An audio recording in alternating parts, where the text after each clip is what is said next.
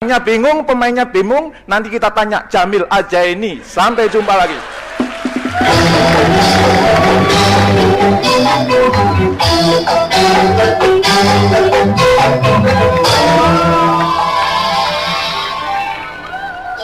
Iya. Sungguh tragis nasib Budi. Sudah tua, harusnya menikmati hidup, malah kerja jadi pelayan restoran. Ya. Sementara si Dewi tetap hanya menjadi staf penjualan.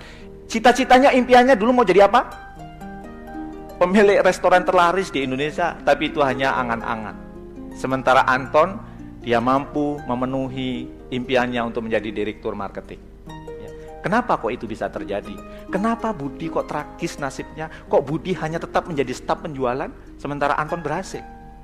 Ternyata, apa yang membedakan mereka? Yang membedakan itu Anton melakukan dua hal, yaitu yang pertama dia memilih. Ya. Dia memilih profesi yang mau dia jalani dalam hidupnya, yaitu apa? Dia mau menjadi top marketer hebat di Indonesia. Sementara kalau Budi, lah ngapain punya cita-cita? Mungkin Budi seperti kebanyakan kita, lah nggak usah netapin cita-cita. Hidup mah mengalir seperti air. Toh setiap air yang mengalir selalu menuju ke laut. Benar? Yang jawab benar silahkan sekarang ke toilet. Ambil air, siram, mengalirnya kemana? Ke comberan? Atau ke laut? Hidup itu perlu diarahkan. Sebagaimana halnya Anton. Anton menetapkan profesi sebagai, dia ingin menjadi ahli marketing, top marketer. Loh Pak Jamil, apa bedanya dengan Dewi? Dewi juga menetapkan cita-cita, dia ingin menjadi pemilik restoran terlaris di Indonesia. Kenapa Anton berhasil, kenapa Dewi enggak? Ternyata Anton tidak hanya berhenti memilih profesi yang dia ingin jalani, tapi dia juga melakukan asah.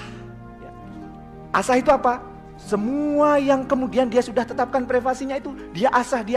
Maka kemudian dia ikut pelatihan sana kemari, dia ikut training ke sana kemari, dia baca buku banyak. Kemudian dia temuin orang-orang yang hebat.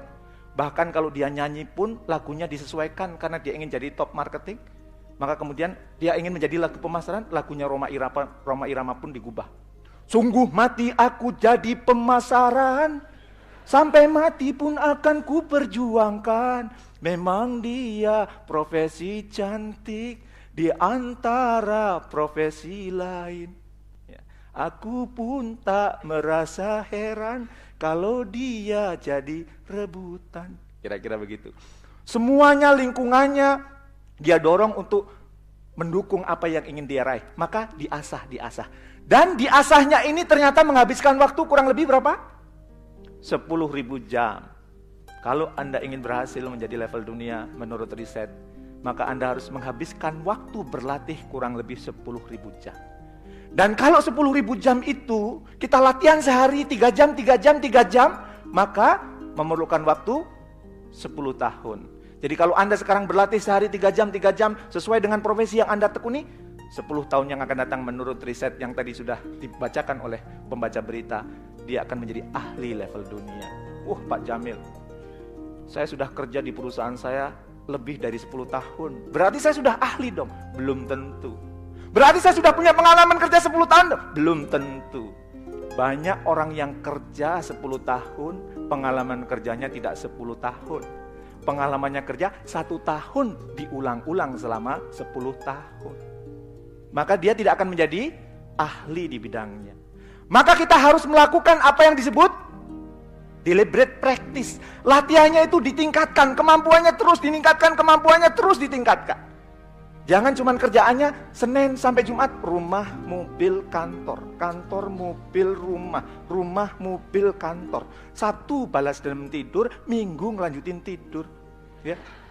Nggak ada gairah, nggak ada semangat, nggak ada peningkatan. Yang disebut deliberate practice itu kemampuannya terus meningkat. Seperti apa? Bayi yang baru lahir. Begitu dia lahir, dia tidur telentang. Konon ada kabar bayi yang tidur telentang meninggal ya. Jadi hati-hati kalau Anda punya bayi lahir langsung telentang. Meninggal. Jangankan telentang, paku aja meninggal. Ya. Dia telentang. Begitu kemudian dia sudah terlentang menguasai apa yang dia lakukan? Belajar miring. Setelah miring lancar belajar apa? Tengkurap. Setelah tengkurap lancar belajar apa? Merangkak. Setelah merangkak lancar belajar apa? Berdiri. Setelah berdiri lancar belajar apa?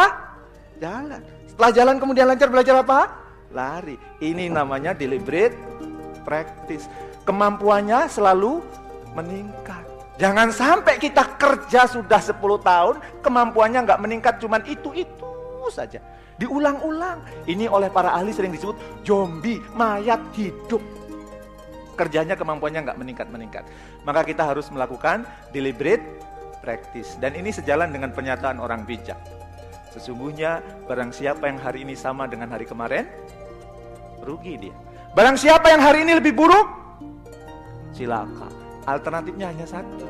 Hari ini lebih baik. Supaya hari ini lebih baik dibandingkan kemarin, hari ini lebih baik dibandingkan kemarin, hari ini lebih baik dibandingkan kemarin, maka kita harus melakukan apa yang disebut deliberate practice. Latihan yang selalu meningkat, latihan meningkat, latihan meningkat, latihan meningkat. Begitu terus sehingga ada peningkatan. Jangan sampai kita pulang kampung ketemu sama teman kita, wih gile, dari dulu lu gak ada perubahan ya. Berarti gak ada peningkatan sama sekali, gitu-gitu terus. Ya, itu. Maka pulang dari training ini saran saya, Anda harus menetapkan pilihan yang benar-benar Anda ingin capai, sebuah profesi yang Anda kalau mencapainya itu senang, happy.